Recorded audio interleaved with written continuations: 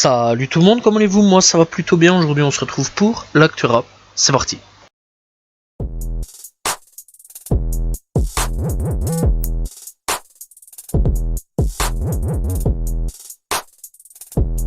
On commence l'actu rap FR avec Freeze Corleone, puisque c'est très rare quand on a des infos, mais cette fois-ci on a des infos plutôt intéressantes, puisque il partage des mystérieuses coordonnées GPS et la date de vendredi prochain.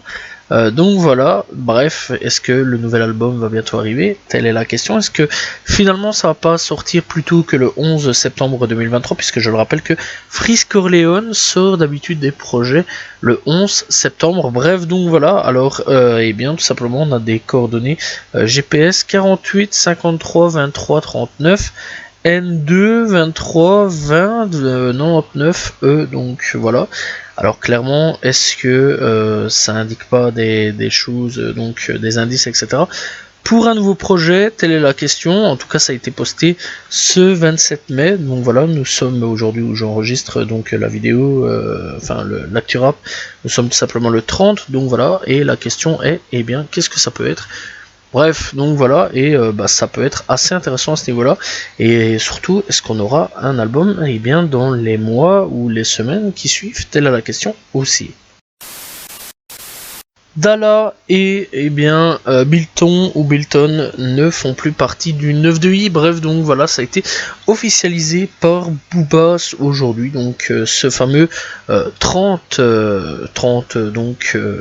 mai, voilà, 2023.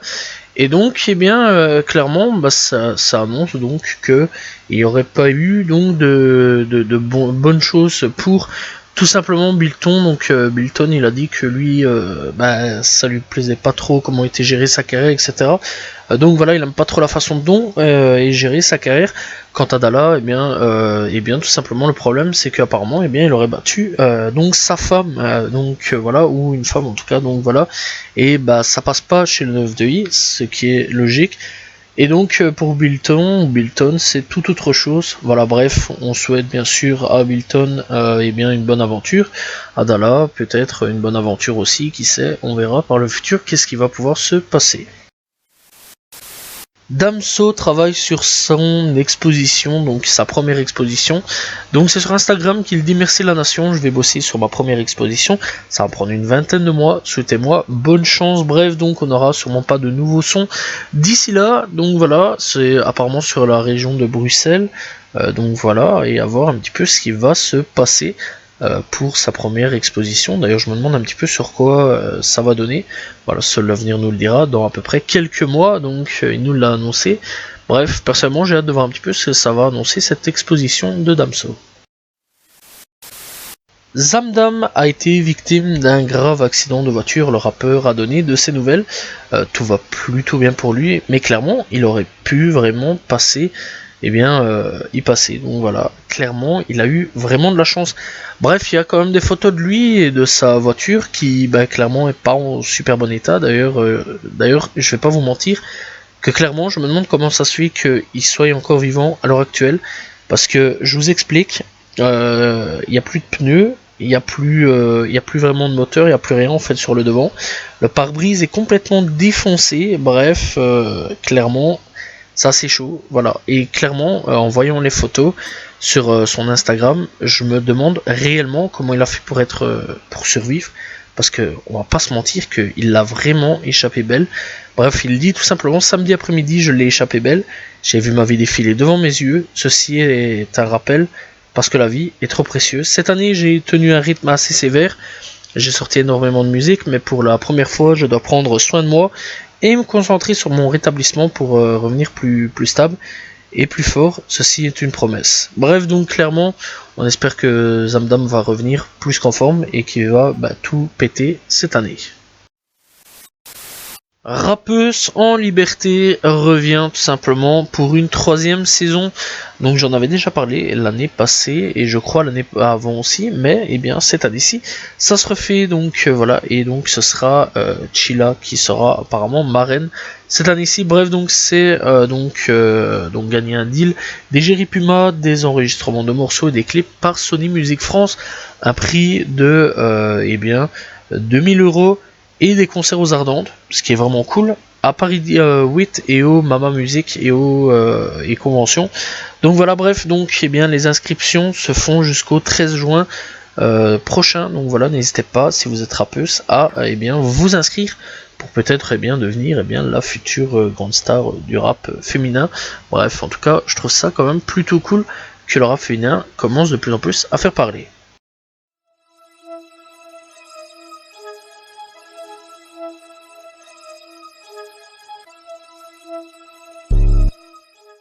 On vient d'apprendre que Offset n'est pas de la même famille que Quavo et Takeoff, alors que depuis le début de leur carrière, ils jouent sur bien la famille. Voilà, en gros, c'est un cousin, etc. à la base, et là, non, en fait, en fait, ils ont menti pendant pas mal d'années. Donc, il dit donc depuis une putute de dizaines d'années que tout le monde écrit sur le fait que les Migos sont de la même famille, et en fait c'est faux. Au moins l'aspect Offset Quavo cousin aurait pu interpeller, mais personne n'a rectifié ça.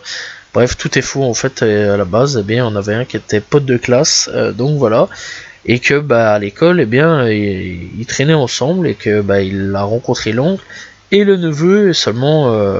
Donc voilà, bref, petit à petit, clairement c'est quand même assez chaud. Donc voilà, bref, à la base il avait rencontré l'un puis l'autre, et en fait c'est comme ça que ça s'est fait.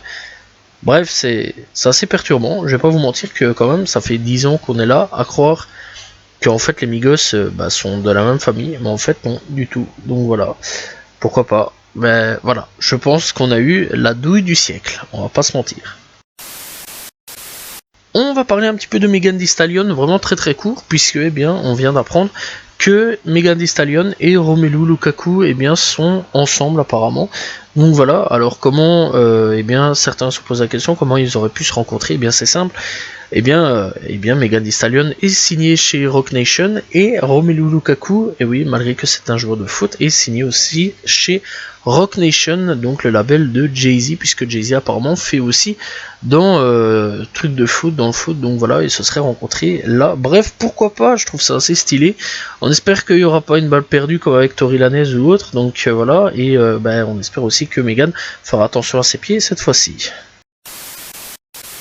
On a eu tout simplement quelque chose d'assez intéressant, puisque on sait qui fera la bande-annonce de Spider-Man, donc le nouveau Spider-Verse, etc. Donc avec Miles Morales, puisque ce sera Metro Boomin derrière tout ça apparemment, et donc on aura Future, Lil Uzi Vert et GAD, donc voilà, et c'est assez intéressant. On aura aussi Swiley, Nav, Don Toliver, Coiloré. On aura James Blake, Beam et Towan. Donc voilà, bref, je trouve assez intéressant. Donc voilà, surtout Future, Lil Uzi et JD. J'espère qu'ils seront en collaboration tous les trois ensemble. Ce serait assez cool quand même. Et j'espère, j'ai hâte de voir un petit peu Swiley et Nav et Don Toliver, ce que ça pourrait donner, comme Coiloré un petit peu. Voir un petit peu ce que ça pourrait donner aussi. Bref, en tout cas, j'ai hâte d'écouter la bande-annonce du nouveau Spider-Man avec Miles Morales. La carrière de SSJ Kobe est clairement au point mort, et ça s'arrête clairement, et son label le laisse tomber pour apparemment agression de S. Voilà, je dirais pas les termes puisque sinon j'aurais des problèmes. Donc voilà, alors je viens clairement de l'apprendre, et apparemment en fait c'est une chose qui s'est passée fin 2022. Donc voilà, et j'ai pas été mis au courant du tout. D'ailleurs les médias européens n'ont absolument pas parlé de ça. J'ai dû aller fouiller sur internet, donc voilà, sur d'autres médias américains. Là je suis sur tout simplement le média hiphopdx.com, donc voilà, et donc c'est une histoire qui date depuis fin 2022.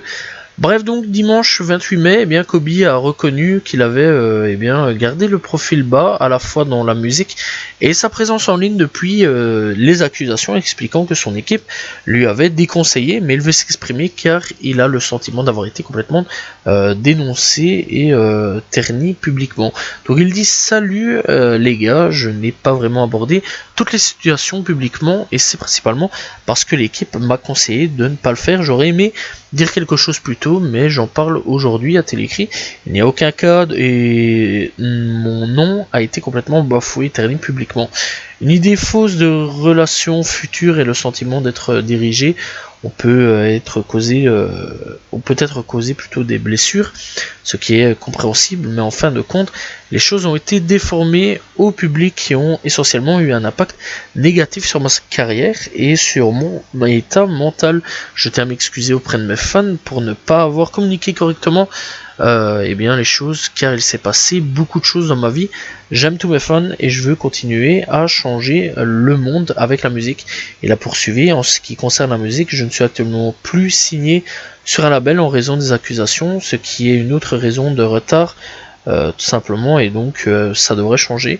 Dès que possible, j'apprécie le soutien et l'amour que j'ai reçu et j'ai hâte de vous donner un projet que je sens que vous allez adorer. Passer une bonne journée. Donc voilà, bref, clairement j'étais absolument pas du tout de tout ça. Et donc la victime présumée est apparemment une personne nommée Cash Kaney. Donc voilà, qui a porté des accusations fin décembre et a affirmé que le rappeur, de son vrai nom, Terek Solomon Pelleri, l'avait forcé à avoir des relations avec lui dans un studio insonorisé tout simplement le mois précédent. Donc voilà, bref, clairement c'est plutôt chaud pour lui. Donc voilà, d'un côté on a une accusation et de l'autre bien une personne qui dit que c'est pas vrai. À voir un petit peu jusqu'où ça va aller, mais clairement j'étais absolument pas du tout au courant de cette histoire là. C'est aujourd'hui, je viens de l'apprendre, donc voilà, et je trouve ça assez chaud si c'est réel. Donc voilà, et clairement, si c'est réel, bien sûr, eh bien j'espère que la justice va faire son devoir. Si c'est faux, j'espère aussi que la justice va faire son devoir, comme j'avais dit tout simplement à l'époque avec Lil Mosey, qui pouvait finalement, apparemment, cette histoire était totalement fausse. Bref, on verra par le futur qu'est-ce qui va se passer pour SSJ Kobe. Donc voilà, et maintenant j'ai ma réponse du pourquoi du moment, il ne sortait plus de son. Guna a refait surface, donc voilà, bref, donc il était, ça faisait quand même pas mal de temps déjà d'avance qu'on l'avait plus vu, et donc il était à un match de basket, donc il a fait sa première apparition publique depuis qu'il a plaidé, non coupable, enfin bref, depuis qu'il a plaidé avec YSL, donc de l'affaire Rico. Bref, donc il s'est mis déjà d'avance avec un nouveau look, donc voilà, à Miami, lors d'un match éliminatoire de la NBA. Et c'était donc clairement assez intéressant puisque pas mal de gens ont remarqué une perte de poids aussi chez Guna et pas mal de gens se demandaient s'il était malade ou non. Bref, en tout cas, on sait qu'on va avoir un nouveau projet cette année-ci. Il l'a annoncé déjà d'avance, savoir un petit peu si ça va marcher ou non. Telle est la question aujourd'hui.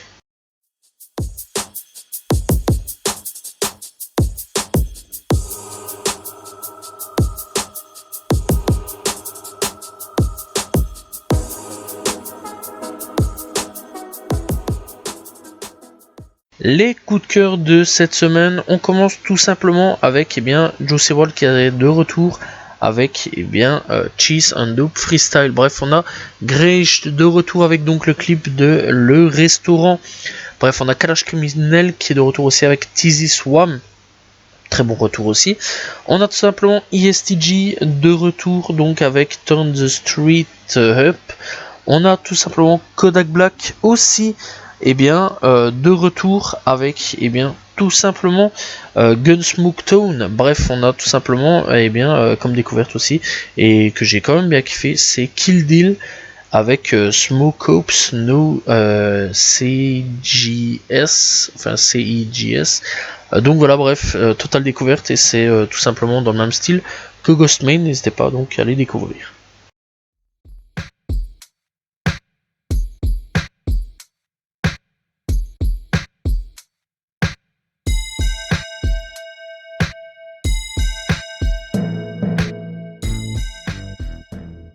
Découverte du jour, aujourd'hui on va parler tout simplement d'une rappeuse du nom de Bia. Alors Bia, je l'ai découvert donc avec le featuring avec J. Cole du nom de London. Donc voilà, bref, je la connaissais absolument pas et grâce à J. Cole, j'ai découvert. Bref, donc Bia est tout simplement une rappeuse, donc voilà, et elle a déjà deux projets, enfin un projet plutôt à son actif, c'est une version de luxe, le deuxième projet donc du nom de For Certain. Donc voilà, et elle a déjà aussi quelques clips à son actif et elle a fait aussi un featuring et donc un clip aussi avec Timbaland, et il y a à peu près 2 mois d'ici, avec tout simplement le titre I Am That Bitch. Elle a fait aussi apparemment donc un nouveau son pour Fast and Furious, donc le nouveau Fast and Furious. Donc voilà, et elle a aussi donc quelques clips donc tels que donc du nom de Can't Touch This. Donc voilà. Clairement, en tout cas, n'hésitez pas à aller checker. Elle a aussi un featuring avec G Herbo du nom de Beisito. Elle a aussi un featuring donc avec Nicki Minaj sur Wallota Money. Bref, en tout cas, c'est une rappeuse plutôt assez active quand même, on va pas se mentir, et elle est plutôt cool. Donc voilà, alors je sais qu'il y a des mixtapes et des EP aussi disponibles, donc voilà, n'hésitez pas donc à les découvrir. BIA, BIA, disponible sur toutes les plateformes de streaming.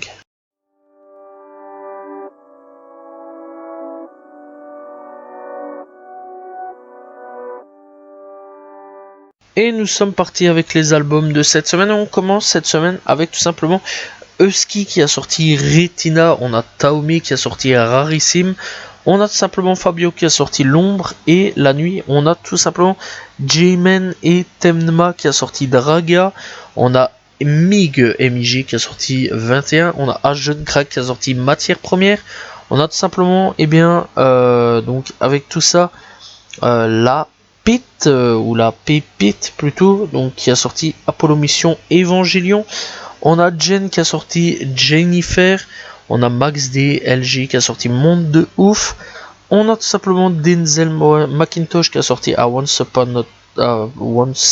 in a plutôt Lifetime Event. Donc voilà, bref, on a tout simplement Blue Sky qui a sorti Coolb Volume 3. On a Retmo qui a sorti Seul et Fier. On a I300 qui a sorti 3. On a tout simplement l'Apache qui a sorti Culture Lyonnaise. On a Jérémia qui a sorti Thank You. On a Daymis qui a sorti Daymis ou Daidi. On a tout simplement Ivy qui a sorti Genesis. On a tout simplement Daba qui a sorti Moment de Vie 6. On a Greish qui a sorti Restaurant. On a ADVM qui a sorti Moins de bruit que ces démons. On a Cisaillé qui a sorti Rue du Pont. On a La Pépite qui a sorti Apollo. Donc non, ça, La Pépite par contre j'en ai déjà parlé, excusez-moi. Et donc pour le dernier on a plutôt Elams qui a sorti Moaka Moboka. Bref, pour les sorties US de cette semaine, on commence bien sûr avec Lil Durk qui a sorti Almost Hell 8. On a tout simplement Kodak Black qui a sorti Pistols et Pearls. On a Koshis qui a sorti No One Nice to Me. On a Jay Worthy et Rock Marciano qui a sorti Nothing Binger Than The Program. On a Carifo qui a sorti Real Bitch Don't Die. On a Rory qui a sorti iTunes and Be Different.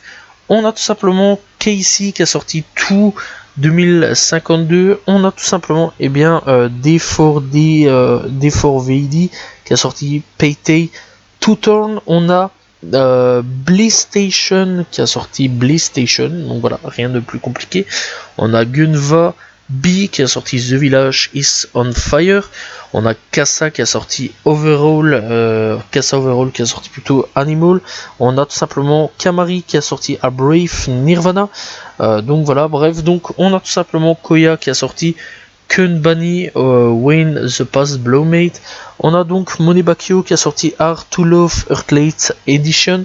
Suicide Boy qui a ressorti tout simplement une nouvelle mixtape du nom de Ying Yang Tape Winter Season 1989-1990. On a Red Star qui a sorti Wandering Outloud. On a tout simplement Ransom et Nicholas Craven qui a sorti Director Cut Senfour. On a CJ Fly qui a sorti Ailing From Our Wood. On a Nascaralo qui a sorti Ashlow LA. EP, on a Goya, non Goya j'ai déjà dit, excusez-moi, on a tout simplement Das Dillinger qui a sorti That World Das. Et on a plus rien, puisque voilà, c'était les sorties de cette semaine. Bref, on a vraiment pas mal pour cette semaine à se mettre sous la dent. N'hésitez pas à aller découvrir tous les albums sortis cette semaine. Voilà, c'est la fin de l'Actu Rap, j'espère que vous l'avez apprécié, n'hésitez pas à vous abonner, liker, commenter, partager. On se retrouve la semaine prochaine pour un nouvel Actu Rap demain, pour une nouvelle vidéo. Salut tout le monde, ciao ciao.